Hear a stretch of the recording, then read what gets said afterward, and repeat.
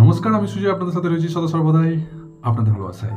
বন্ধুরা, একটা নিশ্চয়ই কথা শুনেছেন যে বিশ্বাসে মিলাই বস্তু তর্কে বহু দূর। হ্যাঁ, আপনি যে কাজই করুন না কেন, যে কাজই আপনি হাসিল করতে চান না কেন, যে লক্ষ্যই আপনি অর্জন করতে চান না কেন, তার জন্য একটা জিনিসই আপনার প্রয়োজন, বিশ্বাস। যদি বিশ্বাস না থাকে তবে আপনি সেই জায়গাটায় কিছুতেই পৌঁছাতে পারবেন না, কোনোভাবেই আপনার লক্ষ্য আপনি পূরণ করতে পারবেন না। তো বন্ধুরা, বিশ্বাসের শক্তি এতটাই। শুনুন আজ একটা স্টোরি, যে স্টোরি শুনলে হয়তো আমরা বুঝতে পারবো যে আমাদের জীবনে চলার পথে বিশ্বাস কতটা দরকার। একটা মঠে, সেই মঠটা অবস্থিত ছিল পাহাড় এবং পাহাড়ের অনেক উঁচুতে, সব থেকে উঁচুতে। সেই উঁচুতে একটা পাহাড়ের টিকটি ছিল, মন্দির ছিল, আর সেখানে খুব নাম করা জ্ঞানী একজন মহাপুরুষ অর্থাৎ সাধু বা সন্ন্যাসী থাকতেন। এবং তার অনেক শিষ্য ছিল। যে পাহাড়ের যেহেতু উঁচুতে ছিল সেই মঠটা, তাই অনেক শিষ্যরা, ভক্তরা তার সঙ্গে যখন দেখা করতে আসতেন, তখন 1000-এরও বেশি, অর্থাৎ 1001 বলতে পারেন, বা 1000-এরও বেশি সিঁড়ি বা ধাপ চড়ে তারপর তার সঙ্গে দেখা করতে যেতে হতো। আর তার শিষ্যরা সবাই মঠকে দেখভাল করতেন। তো কি হয়েছে একদিন, তো অনেক শিষ্য বা অনেক ভক্তরা যখন তার সঙ্গে দেখা করতে যাওয়ার জন্য পরিকল্পনা করলেন, যখন তারা যাচ্ছিলেন, সেই সিঁড়ির প্রথম শিষ্যদের দেখতে পেলেন। আর শিষ্যরা তাকে বলছে, সেই ভক্তদের বলছেন যে আপনারা কোথায় যাচ্ছেন? বলে আমরা মহাপুরুষের সঙ্গে দেখা করতে যাচ্ছি, তো আমরা তার কাছ থেকে কিছু শুনতে চাই, অমৃত বাণী শুনতে চাই, আমাদের জীবনে চলার পথে আমরা পাথেই করতে চাই সেগুলো।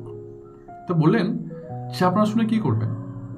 আপনারা এই 1000 সিঁড়ি চড়ে যখন যাবেন, আপনাদের শ্বাস ফুলে যাবে, আপনাদের কষ্ট হবে, আবার নেমে আসতে কষ্ট হবে, আপনারা ক্লান্ত হয়ে যাবেন। আপনারা কেন যাচ্ছেন তার কাছে? বলে না, উনি খুব ভালো কথা বলেন, উনি খুব ভালো উপদেশ দেন, যা আমাদের জীবনে চলার পথে হয়তো অনেকটা উপকার হতে পারে, সেই জন্য আমরা যাচ্ছি। দেখুন, আমরা যে শিষ্যরা আছি, আমরা তারই স্টুডেন্ট, তিনি আমাদের গুরুদেব।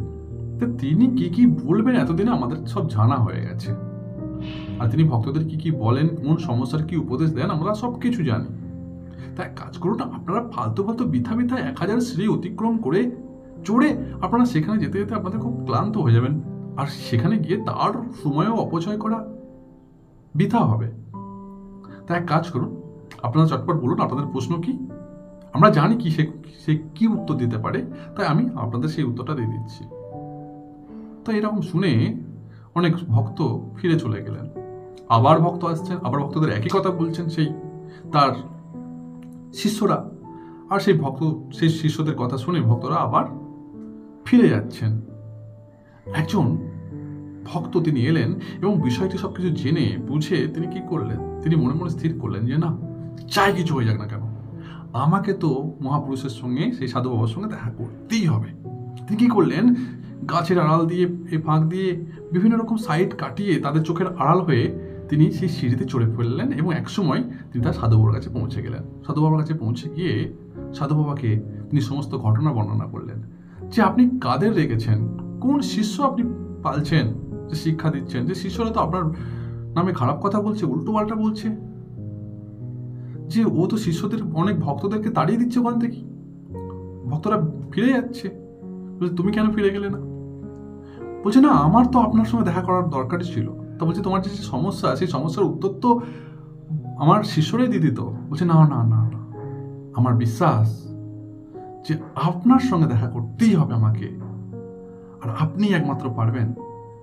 আপনার দর্শন করলে এবং আপনার কথা শুনলে আপনি পারবেন আমার জীবনের সেই পথকে প্রশস্ত করতে। তাই সবার চোখের আড়ালে অনেক কষ্ট করে আপনার সঙ্গে দেখা করতে এসেছি। তখন সাধু বাবা বললেন যে অ্যাকচুয়ালি আমি তাদেরকে মানা করেছি, আমার শিষ্যদেরই মানা করেছি কাউকে না আসতে দিতে, বা আমি তাদেরকে শিখিয়েছি এমন এমন বলতে, আমার সম্পর্কে উল্টো পাল্টা বলতে। কেন? এই জন্যই যে আমি দেখতে চাইছি যে অনেক ভক্তরা আসে আর চলে যায়, আমি দেখতে চাইছি বিশ্বাস তারই থাকবে যে যাই কিছু হোক না কেন, সেই পাকা ভক্ত হবে যে আমার কাছে যে কোনো পরিস্থিতি হয়েই আমার কাছে আসবে। আর আজ তুমি এসছো।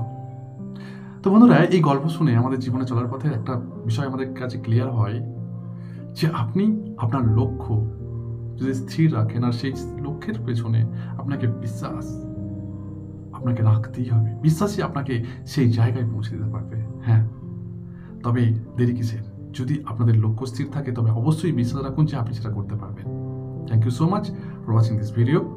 আর ভালো থাকবেন, সুস্থ থাকবেন, সদা সর্বদাই নিজের খেয়াল রাখবেন। আমার ভিডিও দেখতে আমার সঙ্গে অবশ্যই জুড়ে থাকুন। এখন পর্যন্ত সাবস্ক্রাইবার লাইক না করে থাকলে সাবস্ক্রাইব করুন, লাইক করুন আর শেয়ার করে দিন, কারণ আপনাদের একটি শেয়ার, একটি লাইক, সাবস্ক্রাইবার আমাকে অন্যান্য ভিডিও তৈরি করতে অনুপ্রাণিত করে। Thank you so much. আবার দেখা হবে অন্য কোনো ভিডিওতে। জয় হিন্দ, জয় ভারত।